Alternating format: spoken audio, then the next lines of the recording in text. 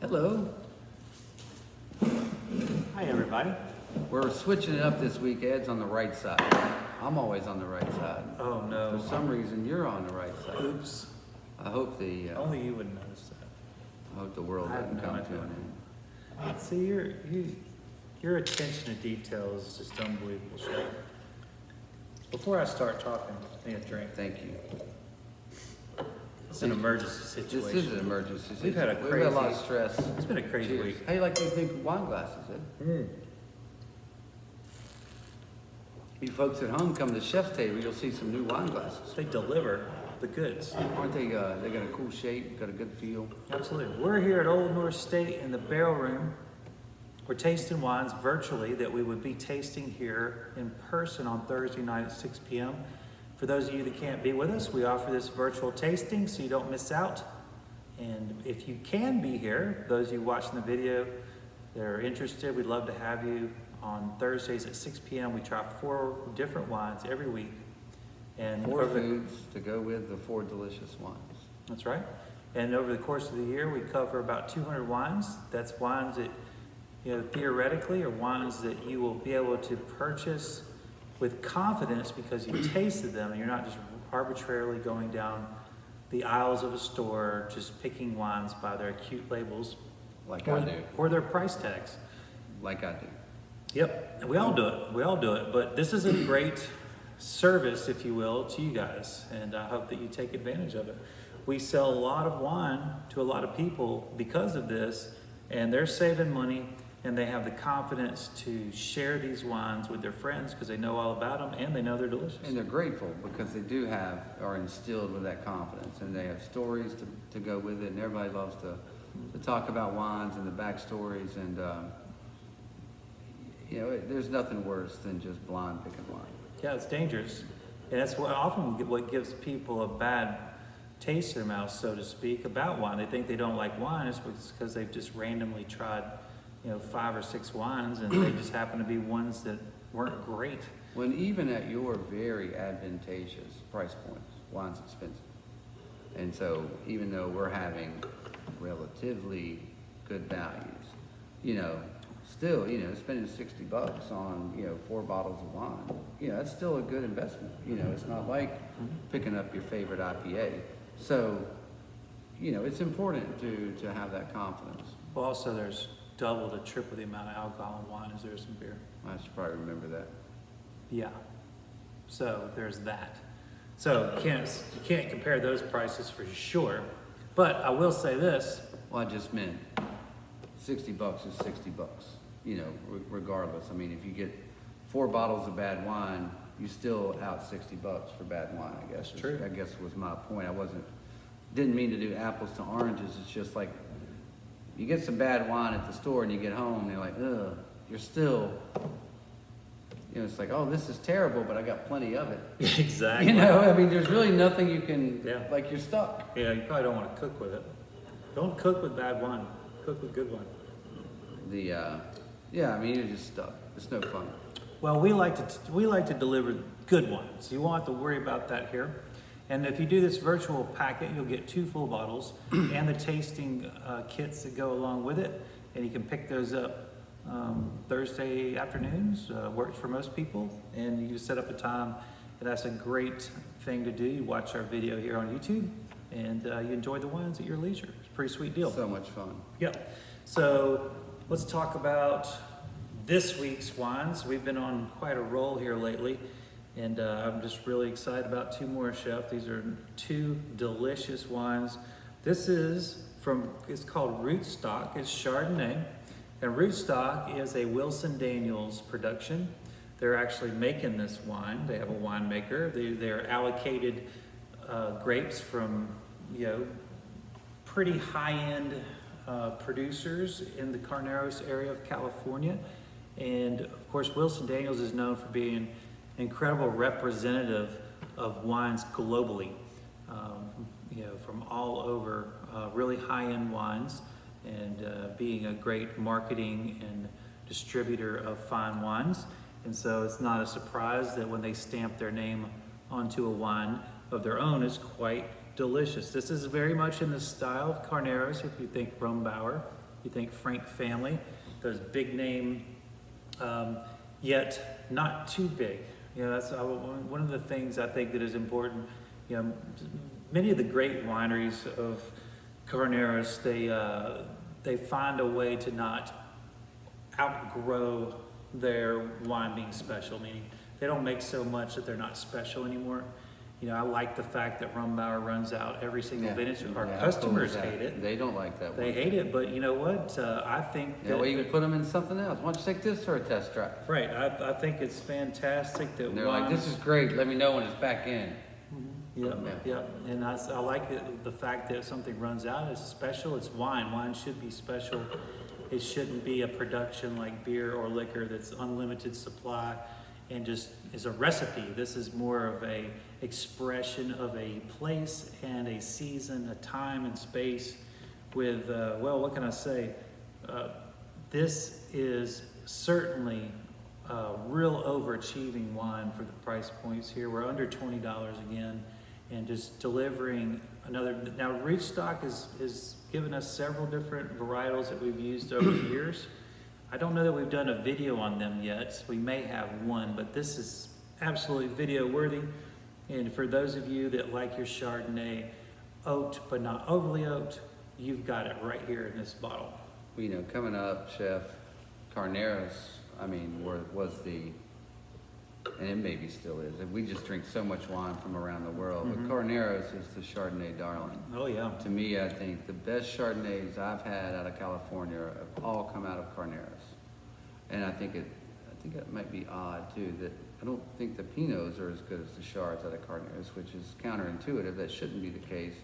But to me, the best Chardonnays in California reign from Carneros. I mean, if this is the style you For like, American style, that's what I mean. yeah. I mean, not saying French wine coming out of California. I mean, California, quintessential Chardonnay. I think, in my opinion, Carneros is king or queen. I bet there's about, I don't know, 1 million people that would agree with you, maybe more. Maybe it was just such an impression coming up in the wine world. You know, when we were first getting out there. I know I put a ton of Carneros Chards on every wine list I was responsible for, and couldn't keep them.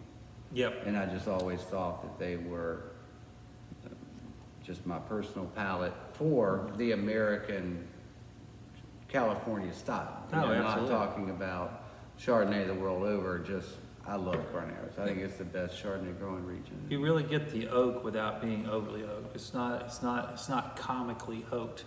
It's oaked for a reason. It's to complement the fruit and to accentuate a much deeper flavor profile. The layers here are just phenomenal. And you get all the things that you expect, but they're just done in a lighter hand, so you're not overwhelmed by any one thing. All kinds of tropical fruit, all the oaky elements you could possibly want, from vanilla to butter, creaminess. It just goes on. There's certainly the pineapple there that I always get from Chardonnay, kind of like almost like a white toasted pineapple too, sure. like a upside down pineapple cake kind of. I mean, without the processed sugar. I mean, like the essence of it. Yep. But I've always found that. To me, California Chards are for talking and drinking. It might be a little plate of something, not like a middle of a menu kind of thing. You have to be very careful on that. But I mean, absolutely. And a lot of people don't use Chardonnay as a greeter wine, but I think Carneros Chards are great greeter wines. Sure. Because, they are big and they have a lot of character, not overly oaked, but they're still, I think, better visiting. Sure. With eating. And they do have a nice little racy acidity there to balance everything out. This is not, those cool nights really do preserve the acidity in these wines, which is so important when you talk about tasting through and through, just, from start, middle, finish. It really means so much to have that acidity at the end to counterbalance anything. Of course I always think about Rieslings because it's the most. But that's why they can have a little residual sugar in them and that acidity washes away, or sauternes Puts it in right Bordeaux. up and washes it. Same Why kind you of can thing. serve Rieslings and Sauternes with, meats. Right, The yeah, acid really helps absolutely. stand right up So to you it. do have the sweetness and then the acidity. Same thing, in my opinion, with Chardonnays, where that oak influence is kind of diminished a bit on the finish because of the acidity. And I'm not saying that this is a big oak, but there is certainly oak influence. And if you're a person that's more stainless steel, more Chablis-like, I think you can still appreciate this style of wine because of that nice clean finish. I'm not sitting here tasting the barrel.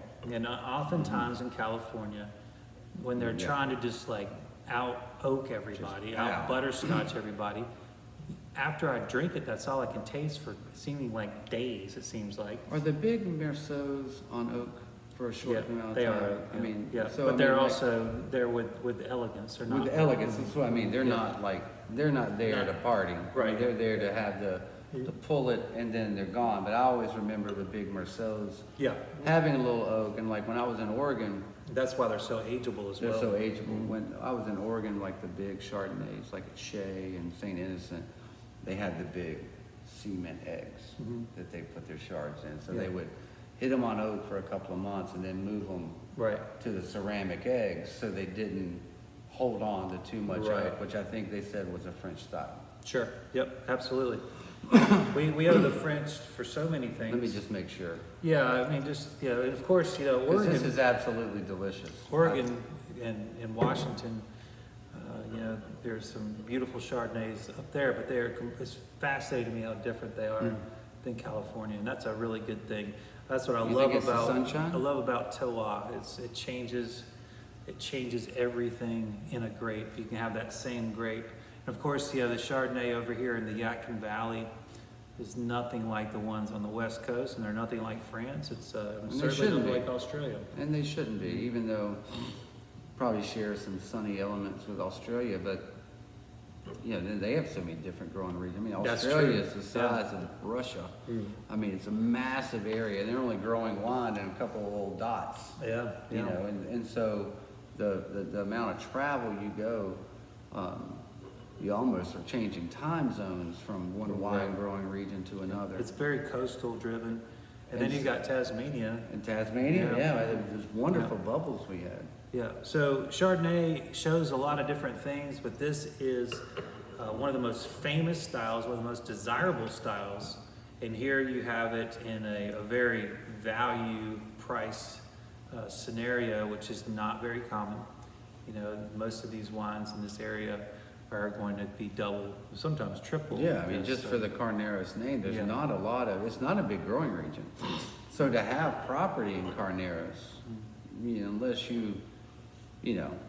your parents left you a orange orchard 100 years ago, I mean, you've got some pretty hefty price per acre there, don't you, Shep? Absolutely. Of course, one of the interesting notes of Carneros is that it does cross into Sonoma and Napa. So, Would that be called a sub-appellation? sub-AVA, yep. And so that's pretty remarkable in itself that it gets into both of those hallowed areas for sure, that designation. And they let them do it. Well, it's a completely different growing region. Yeah. When we were driving through different AVAs, I thought that was fascinating. How you were still under the umbrella of a valley, but all the sub-AVAs within the mother valley was, Right. how they're doing that. But Well, you have to carve out areas that are obviously producing a different flavor profile, even though generally speaking, that whole area is similar. But then the more you get into that region, you'll realize that, this area and this area are very different. We should break it out. And, that's been my big thing about Paso Robles, is trying to figure out how to break that down into ways that's more understandable. I'm still struggling to understand that, and the same with South Africa. It's very difficult for me to tell the difference in the sub-AVAs there as well, but we will figure it out. I just read a big article about that. It's funny, yesterday we had some time, and it was this little winery in Sonoma that's on the coast. Yeah. And they're breaking it out into a different AVA, a coastal Sonoma Coast, yeah. And so they've been growing Pinot and Chard there, and a couple other small grapes, but that's their thing. They've been there since like the 80s. And their wines are very distinctive because of all the fog that's produced. Right. And and they're like, we have to have this designation because everybody else's wines, it's not getting the coastal breeze, it's not getting the fog, don't produce these characteristics. And they're like, it's a big deal for us to get this designation. Yeah. Because they have such a different expression. If you say Sonoma, Right. you're Sonoma's talking huge. about a huge Yeah. tasting area, just like Carneros plays into that. And the Sonoma Coast designation is one of the most important, in my opinion, of probably the last 20 years. That's a really important one because those coastal areas are so different from inland. And but Sonoma has figured it out, and they'll continue to figure out. Remember, folks, we haven't been too serious about wine in this country, but for really about 50 years, in my opinion. And serious and really understanding the lay of the land, and we still are trying to figure all that out. And so obviously there's a lot more money in California winemaking, so that they're able to do a lot more research and get things taken care of quicker there. But in due time, all the country will be designated properly, I think, just like Italy and France and Spain. All these places have gone through it. They just been doing it for so much longer, and that's why they seem like they really got their, I'm not going to curse, their stuff They got together. their act together, don't Their act they? together. They got their yes. act together. Wow, that was really good. I'm really proud of myself. I'm really proud of you too. And you even recognized that you didn't back out mid-sentence. Chef, Thank you. you said you would just use that rootstock Chardonnay as like a greeter wine / Well, we don't do sipping that wine. here though, do we? So you're gonna give them something to nibble on We're while they're gonna drinking have, that? how about some poached Rhode Island monkfish with this? That sounds great. I think it'd be absolutely Yeah. delicious. I got a little bit of those local peaches coming from Renzi Farms. We'll do a little peach relish with they're not overly sweet. So we're adding some citrus to that, some aromatics. We've got some bright mint and basil. I think it's going to be delightful with that. Very with nice. The poached monk. Yeah. It should be great.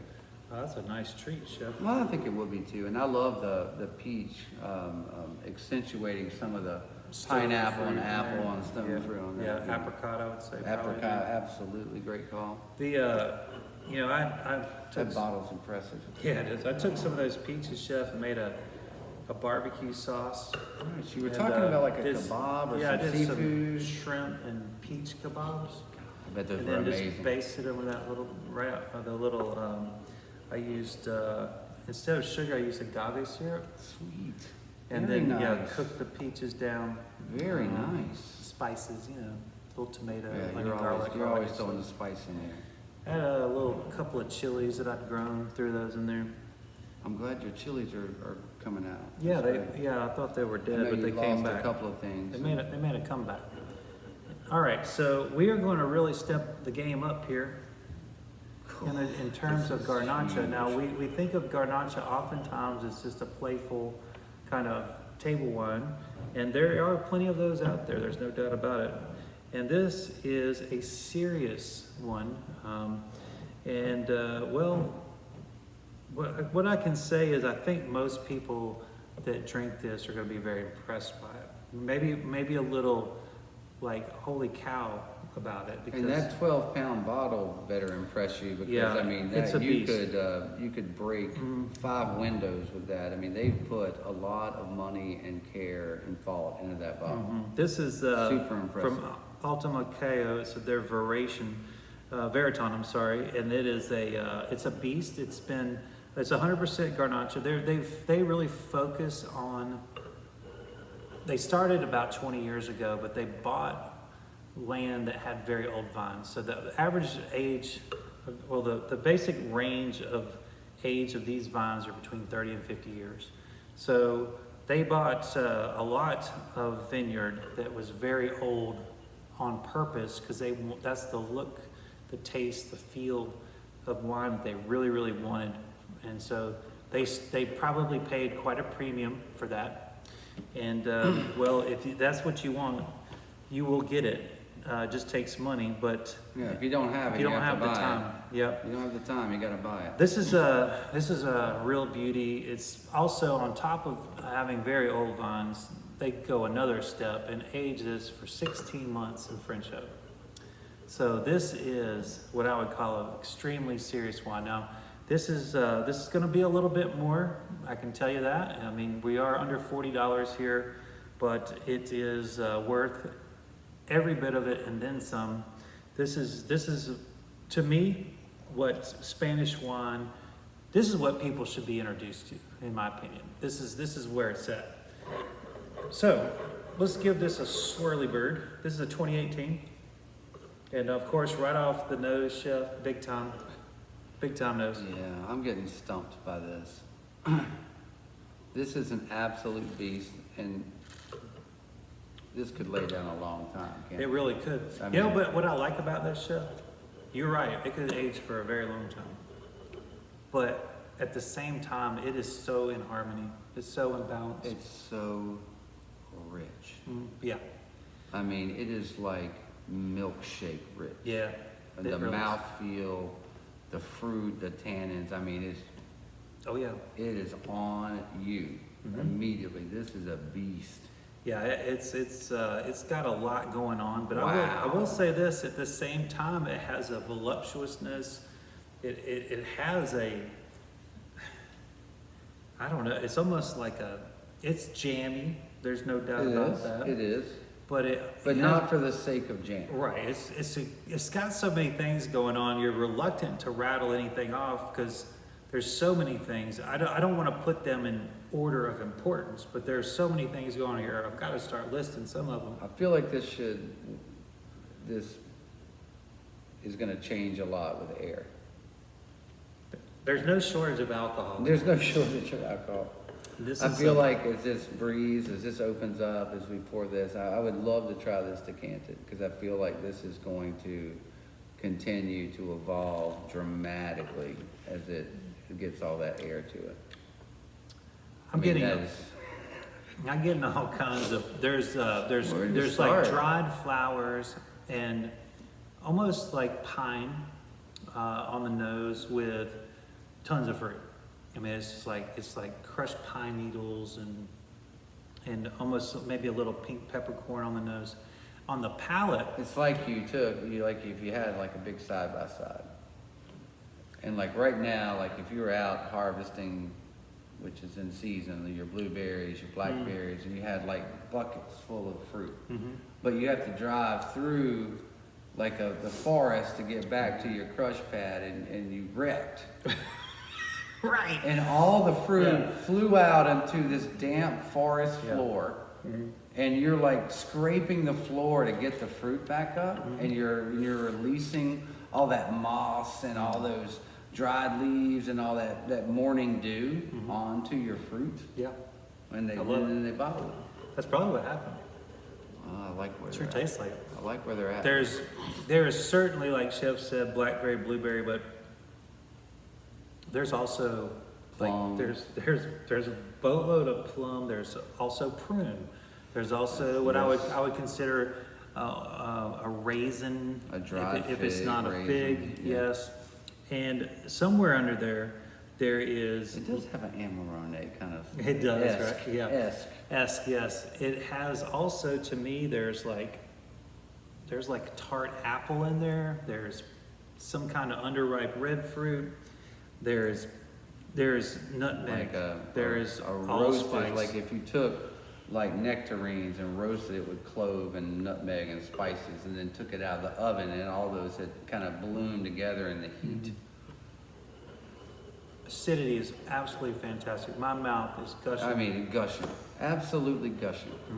The tannins are so sneaky here. You know, They're like they're really not building they're the yet. 17th thing you think about. Yeah. I mean, they're there because it's stable. It wouldn't be this stable without the tannins, Right. would it? I Could don't- it sustain all of that fruit and flavor without them? I don't know. I don't know. I would say that there's tannins there. Obviously, if it's in French oak for 16 months, it's going to have tannins. But they are so the flavor of this wine over trumps anything in it. It just really, it's super high alcohol, and there's a real good acidity here, and there are tannins here, but all of this one, it is so flavor driven. It overrides the actual structure part. And I can't say that, if I think most of the wines we've been drinking here lately is because we've been really aimed at seasonally drinking and drinking things that go well with the things that we're serving. With the heat. And they were very structure driven. And this is extremely flavor driven. I don't understand how it is showing dried fruit, roasted fruit, vanilla, and all these hearty dead things, and it's bright as a leaf. I don't know how it's retained its brightness with all the flavors of things that are either cured or dried or stewed. It's lovely. It is absolutely They're doing some witchcraft down there. So, Chef, I got this for the chef's table last week, and we ended up not using it because we had a shift. We ended up going a different direction. And what a great shift it was with the cross barn, by the way. Oh yeah. It was more appropriate. I'm glad I got to try this would have gone with this, both. but that cross barn. This would have wrecked it. I think so. No, you did the absolute right call. This would have just This needs to be up against thrown that dish in the ditch and went running to town. Yeah, this needs a much bigger pairing. Yes. This needs lamb. Yeah, I was really excited about this. So I know this is not in our budget for this video. Sorry, Mr. Webb. But enjoy it. So please take advantage of purchasing some of this wine because it is an incredible deal. I'm telling you, it's an incredible deal, and it's worth double. It's just so good. It's such a memorable wine. It's one of those wines that when you have it, you're going to think about it. There is nothing I can compare it to. And that's hard to do when you drink a wine. Because normally when you drink a wine, especially when you drink wine, you can always go, Put in a category. There's nothing Put to in a compare category or... Nothing to compare this to. It is certainly really shows the versatility of this grape. Oftentimes when we think about a grape, we can kind of box it in a little bit. No, absolutely. And even if it's not in a traditional box, you can put it in a different box. Yeah, where but it it's makes still sense. right. Yeah. Still in a box though. Absolutely. Yes. And you just shifted it on the board. You Right. haven't taken it out and created its own little subculture, which this thing deserves its own little culture. That's ridiculous. This is from the Campo de Barra, which is a very small region just south of Rioja. We've served a couple of wines from there in the past. Some blends, some different single varietals as well, all reds.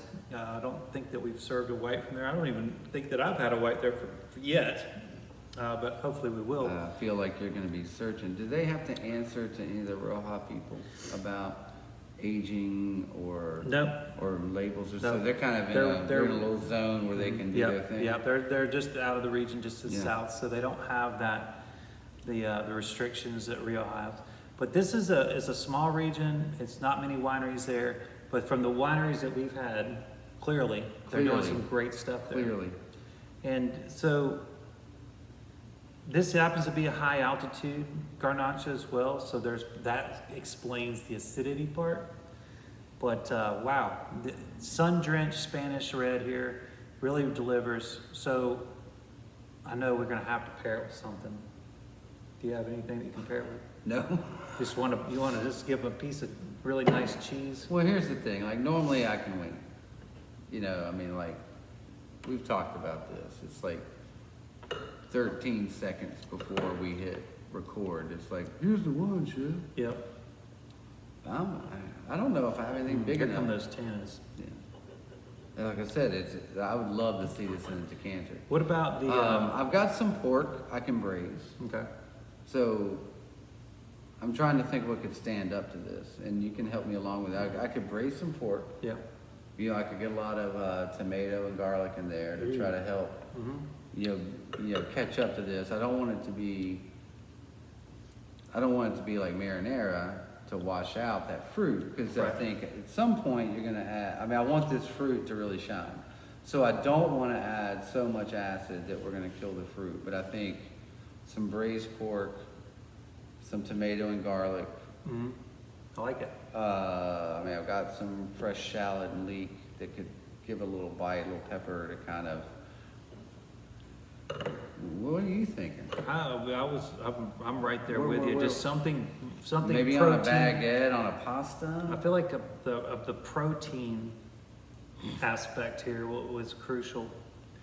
Yeah, this is gonna need something. If I had lamb, I would do lamb. Yeah. It'd be a no-brainer if I had lamb, but I don't have any, so I'm thinking pork. I'm thinking, when you're eating and the proteins are breaking down in your mouth and everything else is kind of washed away, and you have a little bit of swine over the top of it, it kind of almost helps macerate or marinate the meat in your mouth as you go. And I feel like that would be a real lift.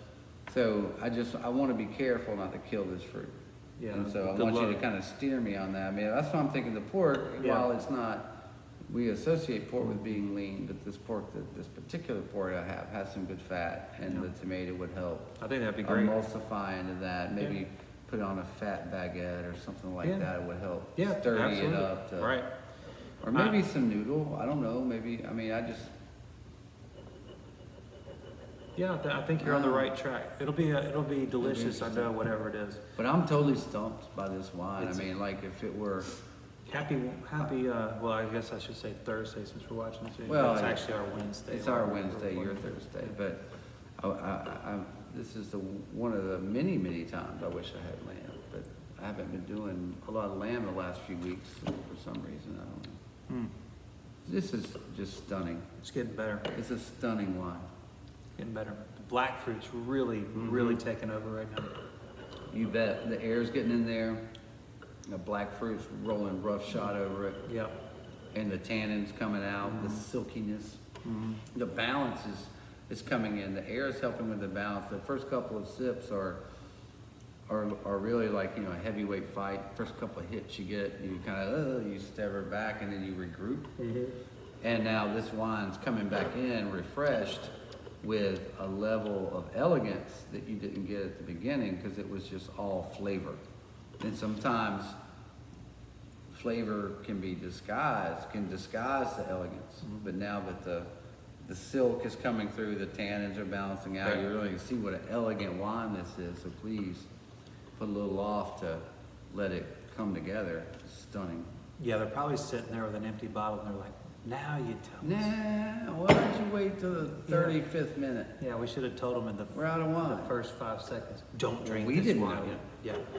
Well, when I first tasted it, it was just fresh open taste. I was like, boom, winner. Boom, Great. winner. I know Good, gotta exactly. have it. I know that's going to the chef's table. Gotta have it. And usually I'll just sit on these until the right dish comes up.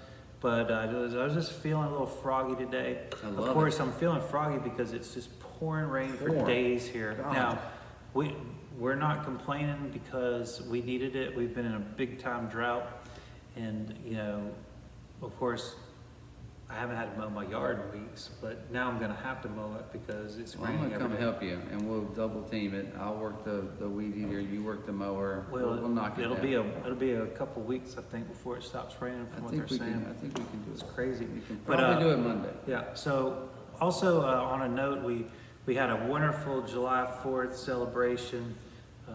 I was just so fortunate. I got to do a lot of great things. Got to ride in my Jeep group. God, she looked great. Gigi She got all looked dolled great. up. We gave out 4 buckets of candies and toys to all the little kids on the streets of Mount Airy. We took my parents back home, and then we regrouped, and we went to a great house party at Chad and Aaron's, and then we went to another great house party to watch the fireworks with the Wisharts and all their friends. It was just a really great day to celebrate the freedoms that we have here. We in have a America. lot to celebrate. We have a lot, yeah. We have a lot to celebrate. Very blessed, to say the least. So thank you, America, for making all that possible. Through all your faults, there are so far fewer than all the great things that this country offers. And The human condition is built for faults, and yeah. you can travel this world and find them everywhere. But Yep. this great country of ours, I hope that, I know we've talked about, we just want to be, you and I individually, good stewards of our space, our people, our Yep. little area, you know, love our country, love these opportunities, be the change we want to see.